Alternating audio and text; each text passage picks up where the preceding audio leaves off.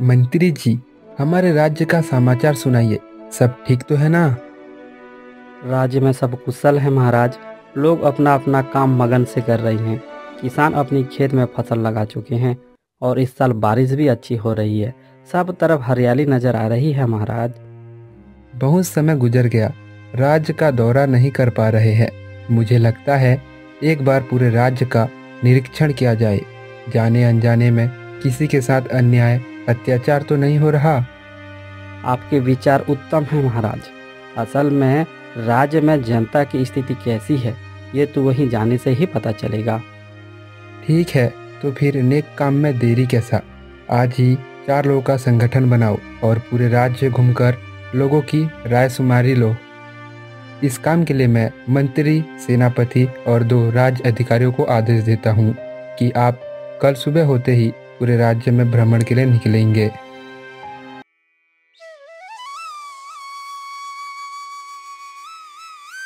और मंत्री, सेनापति और 2 अधिकारियों ने व्यापारियों का भेष बदलकर राज्य के निरीक्षण के लिए निकल जाते हैं।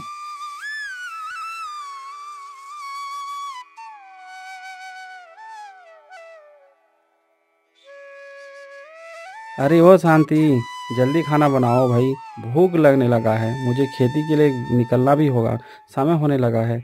हाँ हाँ लाती हूँ, बस थोड़ी देर और इंतजार कर लीजिए। शांति, देखो हमारा कितना अच्छा परिवार है। मैं, तुम और हमारा बेटा। मैं तुम दोनों को आज एक वादा करता हूँ कि आने वाली दीपावली में तुम्हारे लिए एक बढ़िया सा साड़ी और बेटा के लिए अच्छे अच्छे खिलौने ला कर दूंगा। बस बहुत हो गया, अब खाना खा लीजिए, हमें आप पर पूरा भरोसा है। अच्छा शांति, मैं खेत की ओर जा रहा हूँ, जरा देख कर आता हूँ इस बार हमारा फसल कैसा है। उम्मीद है इस साल भी फसल अच्छा ही होगा। हाँ हाँ, आप जाइए और फसल देख कर आइए। तब तक मैं बच्चों को कहानियाँ सुनाती हूँ और जल्दी आइएगा, हम आपका इंतजार करेंगे।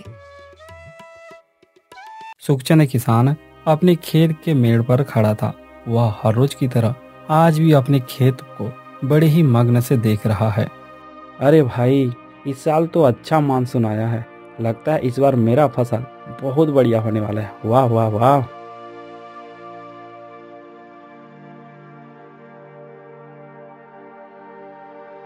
अरे ओ सुखचंद, ज़्यादा खुश होने की ज़रूरत नहीं है, मेरा उधार तो देना ही पड़ेगा। अरे ये क्या बोल रहे हो सेठ जी, आपको तो उधार देने का अभी और समय बाकी है ना। ये फसल कटने के बाद मैं आपकी पाई पाई चुका दूंगा। नहीं, मुझे आज ही पैसे चाहिए। ये कैसा संभव है? आपने तो दीपावली तक उधार चुकाने को कहा था ना। अभी तो फसल पका ही नहीं है। मैं कुछ नहीं जानता सुखचंद, तुझे तो पैसा देना ही होगा। ये तो अन्याय है सेठ जी, अब ऐसे समय में मैं पैसा कहाँ से लाऊंगा? अरे सुखचंद, ये बहुत ही आसान है। ये देख, ये तेरा खेत मुझे दे दे, किस्सा खत्म। ये क्या बोल रहे हो सेठ जी? इसमें मेरा खून पसीने की मेहनत है, ऐसे कैसे दे दूं? अरे ओ सुखचंद, इस फसल को दे दे बाबू और दूसरे खेत में जाकर खेती कर लेना। आहा, मैंने ठीक ही कहा ना सेठ जी? बिल्कुल सुखचंद, तुम ऐसा ही करो। इस फसल को मुझे दे दो और तुम दूसरे खेत में जाकर खेती करना शुरू करो। ये संभव नहीं है, ऐसा नहीं हो सकता। इस तरह बार बार किसान के कहने पर भी सेठ हजारी लाल ने किसान की एक न सुनी और उसने जबरदस्ती सुखचंद के खेत को छीन लिया। सुखचंद किसान रोते हुए घर को वापस आने लगा। उसका मन बहुत ही उदास था और उसने इस बीच एक बड़ा फैसला लिया। अब मैं क्या करूं? अपने बीवी बच्चों को क्या कहूं? वर्षों बाद इस बार अच्छा फसल हुआ था। सोचा था इस बार बीवी बच्चों के लिए अच्छे कपड़े ला कर दूंगा, अच्छा खाना खिलाऊंगा, पर अब सब बर्बाद हो गया। अब घर जाकर क्या मुंह दिखाऊंगा? सुखचंद किसान बहुत ही दुखी हो गया और उसने घर आने के बजाय घने जंगलों के बीच चला गया। उस जंगल में एक विशाल नदी बहती है जिसका धारा बहुत ही तेज होता है। सुखचंद नदी के किनारे जाकर पहले तो बहुत रोया, उसके बाद अपने पत्नी और बेटे को याद किया। फिर किसान ने नदी पर छलांग लगा दिया नदी का बहाव बहुत ही तेज था।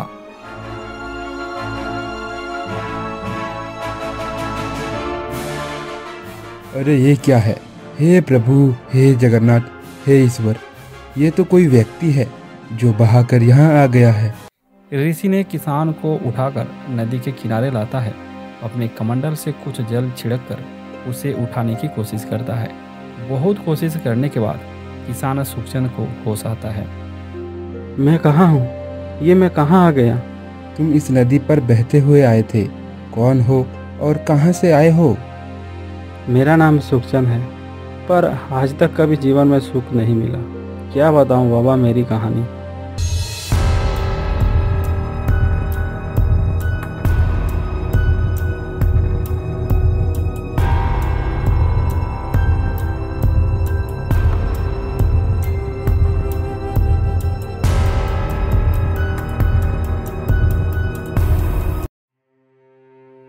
ये तो तुम्हारे साथ बहुत गलत हुआ सुखचंद, पर इस तरह इंसान को हार नहीं मानना चाहिए।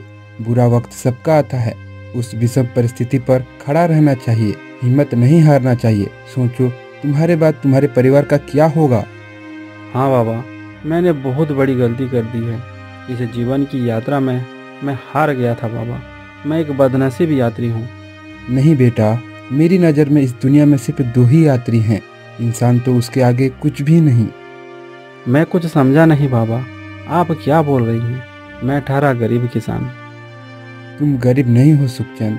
मेरी नज़र में इस संसार में सिर्फ 2 ही गरीब हैं। आप ये क्या बोल रहे हैं बाबा? मुझसे भी कोई गरीब है इस दुनिया में? हाँ है ना, ये सब ज्ञान की बातें हैं सुखचंद। इसको समझ लो तो जीवन में कभी निराशा नहीं होगी। ज्ञान की बातें मुझे कहाँ समझ आएगा बाबा। मैं तो एक अनपढ़ अज्ञानी गंवार इंसान हूँ। नहीं सुखचंद, तुम गलत हो। मेरी नज़र में इस दुनिया में सिर्फ 2 ही अनपढ़ गंवार हैं। बाबा आपकी बातें कुछ पहली जैसी लग रही है। आप सीधा सीधा क्यों नहीं बता देते, ताकि मेरे जैसे मूर्ख व्यक्ति भी ज्ञान अर्जित कर सके। बेटा सुखचंद, इस वक्त मेरी नज़र में सिर्फ 2 ही मूर्ख हैं। बाबा आप कृपया करके इन सारी बातों का अर्थ भी बता दीजिए। गोल गोल मत घुमाइए, मैं पहले से ही बहुत परेशान हूँ। ठीक है सुखचंद बेटा, कहते हैं ज्ञान जितना बांटोगे उतना ही बढ़ता जाता है। चलो मैं इन सब का अर्थ भी तुम्हारे कानों पर बता देता हूँ।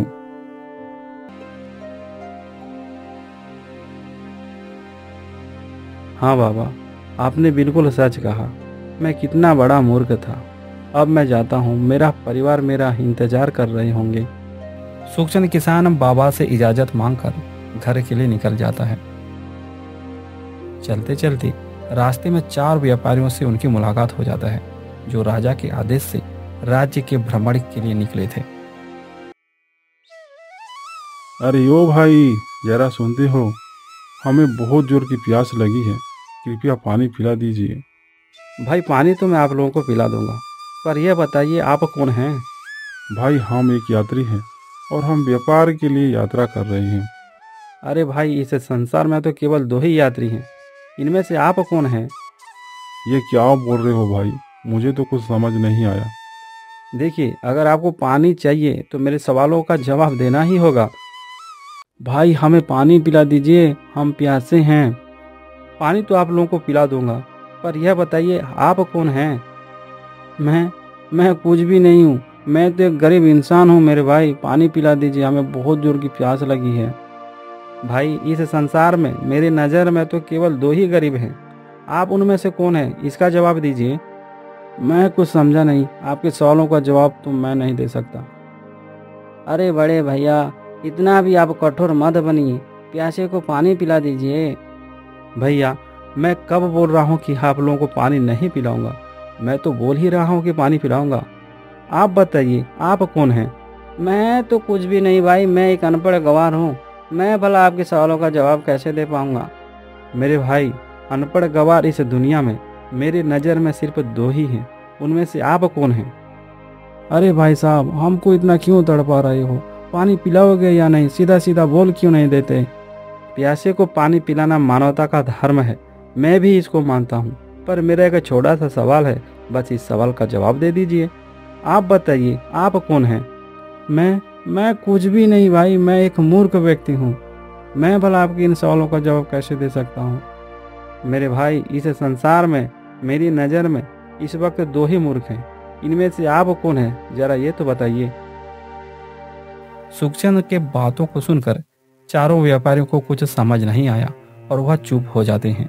व्यापारियों की चुप्पी को देखकर सुखचंद कहता है, अरे चलो भाई, कोई बात नहीं। सवालों का जवाब नहीं दे पाए तो इसमें घबराने की ज़रूरत नहीं है। चलो, मेरा घर पास में ही है, मैं आप लोगों को घर में पानी पिलाता हूँ। इस तरह सुखचंद ने चारों व्यापारियों को अपने घर ले गया और घर ले जाकर सबको पानी पिलाया। पानी पीकर चारों व्यापारियों ने आगे के सफर के लिए निकल गए।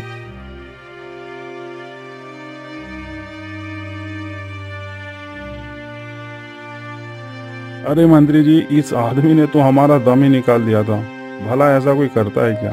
पानी पिलाने की जगह इतने सारे सवाल। लगता है भाई साहब इसका दिमाग का सटिया गया है, इसलिए वो इस तरह की उल्टी सीधी बातें कर रहा था। अरे चलो भाई, कोई बात नहीं, आखिरकार उसने हमको पानी तो पिला दिया ना, अब छोड़ो इन बातों को।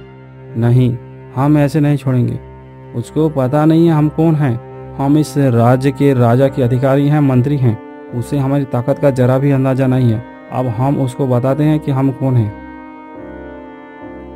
चारों व्यापारियों ने मन में ठान लिया कि उस आदमी यानी कि सुखचंद को सबक सिखाएंगे। चारों ने सीधा राजमहल पहुंच गए। राजमहल पहुंचकर राजा के पास सारी आप बीती को एक एक करके राजा को बता देते हैं। इसे सुनकर राजा को भी क्रोध आने लगा। राज्य के लोगों के लिए, भलाई के लिए, लोगों की रक्षा करने के लिए, निरीक्षण के लिए हमने अपने अधिकारियों को भेजा था और उनके साथ इतना बड़ा दुर्व्यवहार हो गया। सैनिकों, जाओ उस किसान को राजमहल में प्रस्तुत करो। राजा का आदेश पाकर सैनिक तुरंत उस किसान सुखचंद के घर पहुंच जाते हैं और सुखचंद को लेकर राजमहल आ जाते हैं। तुम्हारा नाम क्या है? तुमने हमारे अधिकारियों के साथ इतनी बदतमीज से बात की है। प्यासे को पानी पिलाना व्यक्ति का धर्म होता है, पर तुम पानी पिलाने की जगह उल्टे सीधे सवाल पूछते हो। ऐसा क्यों करते हो? महाराज, मेरा नाम सुखचंद है। महाराज, मैंने कोई गलत नहीं किया है। मैं तो बस इनकी बुद्धिमत्ता का परीक्षा ले रहा था, लेकिन ये सारे तो असफल हो गए। फिर भी मैंने सबको घर लाकर पानी पिलाया हूँ महाराज। अच्छा, मैंने सुना है तुम बड़े ही अजीब सवाल पूछते रहते हो। जरा उन सवालों का जवाब तो बताओ। राजा के कहने पर सुखचंद किसान सारी बातों को फिर से दोहराने लगता है। सेठ से लेकर खेती किसानी, बाबा और अजीब पहेलियां, इन सब के बारे में किसान फिर से बोलने लगता है। सुनिए महाराज, पहला सवाल का जवाब। इस संसार में मेरे नज़र में सिर्फ दो ही यात्री हैं, सूर्य और चंद्रमा। सूर्य और चंद्रमा ये कभी थकते नहीं, अपना कर्तव्य पर अडिग रहते हैं, चाहे जैसी भी परिस्थिति क्यों ना हो, कभी रुकते नहीं। इसी तरह अगर इंसान भी इनके जैसे हो तो वो इंसान कभी हार नहीं सकता, हमेशा आगे बढ़ते रहेगा। अच्छा, उसके बाद दूसरा सवाल का जवाब बताओ तो। महाराज, मेरे नज़र में इस दुनिया में दो ही गरीब हैं, गाय और बहू। इनके पास अपार धन दौलत तो नहीं है, फिर भी लोग इनका सम्मान सबसे ज़्यादा करते हैं। लोग इन्हें लक्ष्मी का रूप मानते हैं, इनकी पूजा करते हैं। अब तीसरे सवाल का भी जवाब बता दो सुखचंद। महाराज, मेरे नज़र में इस दुनिया में दो ही अनपढ़ गवार हैं, हाथ और पैर, जो बिना सोचे समझे हमारे इशारों पर काम करते हैं। ये नहीं पूछते कि कौन सा काम सही है या कौन सा काम गलत है। अरे वाह किसान, तुम्हारे अंदर काफी ज्ञान भरा हुआ है। तुम्हारे इन पहेलियों से जिंदगी की असल बात समझ में आ रही है। अच्छा, तो अब तुम अंतिम पहेली का जवाब भी बता दो।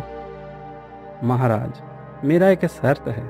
अगर आप इन शर्तों को मानेंगे तभी मैं अंतिम और चौथी पहेली का उत्तर बता पाऊंगा। बताओ सुखचंद, तुम्हें चिंता करने की कोई आवश्यकता नहीं है। महाराज, क्या आप अंतिम पहेली का जवाब सुनने के बाद आप मेरे प्राण की रक्षा करेंगे? इसका वचन दीजिए। हाँ हाँ बिल्कुल, तुम डरो मत, जल्दी से बताओ। महाराज, अंतिम पहेली का जवाब यह है कि इस वक्त मेरे नज़र में सिर्फ दो ही मूर्ख व्यक्ति हैं। पहले सेठ हजारीलाल, जो आपके इस राज्य के गरीब किसानों के साथ अन्याय और अत्याचार करता है, ब्याज और कर के नाम पर अवैध वसूली करता है, और कर वसूली नहीं होने पर किसानों से जबरदस्ती उसकी जमीन छीन लेता है। और दूसरा मूर्ख कौन है सुखचंद? दूसरा मूर्ख इस राज्य का राजा यानी कि आप हो महाराज, जो बिना सोचे समझे सत्यता जाने अपने राज्य की प्रजा को उठाकर राजमहल के कटघरे में आज खड़ा कर दिया है। इससे हम जैसे गरीब इंसान कल अगर हमारे साथ कुछ गलत हुआ तो हम न्याय के लिए कहाँ जाएंगे? किसान की बातें सुनकर पहले तो राजा अत्यधिक क्रोध हो गए, फिर किसान की बातें सुनकर थोड़ी शांत हो गए और राजा ने किसान से कहा, बात तो तुमने सही कहा है। इन मूर्ख मंत्रियों की बातों में आकर मैंने बिना सोच समझकर तुम पर शक करने लगा और तुम्हें कटघरे में खड़ा कर परेशान किया। इसके लिए मैं तुमसे माफ़ी चाहता हूँ। सुखचंद, तुमने हमारे अंदर काफ़ी कमजोरी को बताया है और मनुष्य के जीवन में किस तरह इन 4 बातों को ध्यान में रखकर सफलता प्राप्त कर सकते हैं उनको भी बताया है। तुम्हारे जवाबों से और तुम्हारी ज्ञानवर्धक बातों से मैं अति प्रसन्न हूँ। हमारे राजमहल की ओर से सुखचंद किसान को 500 सोने की मुद्राएं इनाम के रूप में दिया जाए और किसान के उज्जवल भविष्य के लिए 2 एकड़ जमीन प्रदान किया जाए। इसकी मैं अभी तत्काल घोषणा करता हूँ। धन्य है राजा आप जैसे राजा को पाकर हम जैसे राज्य के गरीब किसान तो धन्य हो गए। महाराज, आपने तो मेरी गरीबी मिटा दी। आपसे और एक विनती है महाराज, उस लालची सेठ हजारी लाल ने कई किसानों का जमीन छीन लिया है। कृपया किसानों को उनकी जमीन भी वापस दिला दीजिए। बिल्कुल, मैं अभी आदेश करता हूँ, तुरंत अभी उस लालची सेठ को राजमहल में पेश किया जाए। सैनिकों ने राजा का आदेश पाकर सेठ को राजमहल पर ले आते हैं। सेठ के ऊपर कई सारे मुकदमे चलते हैं। सेठ अपना गुनाह कबूल करता है और राजा सेठ हजारी लाल को कड़ी से कड़ी सजा दिलाता है। सैनिकों, इस लालची सेठ ने मेरे राज्य के भोले भाले किसानों को परेशान किया है, उसकी जमीन को ठग लिया है। सारे किसानों को उसकी जमीन वापस कर दिया जाए और इस सेठ हजारी लाल को कठोर कारावास में दंड के लिए भेज दिया जाए। राजा के आदेश के बाद सैनिकों ने सेठ को कारावास में बंद कर दिया। वहीं सुखचंद किसान घर को आता है और घर आकर अपनी बीवी शांति से सारी आप बीती को सुनाता है। आखिरकार आपने जो वादा किया था उन वादों को आपने पूरा किया। आप जैसे पति को पाकर मुझे आप पर गर्व है।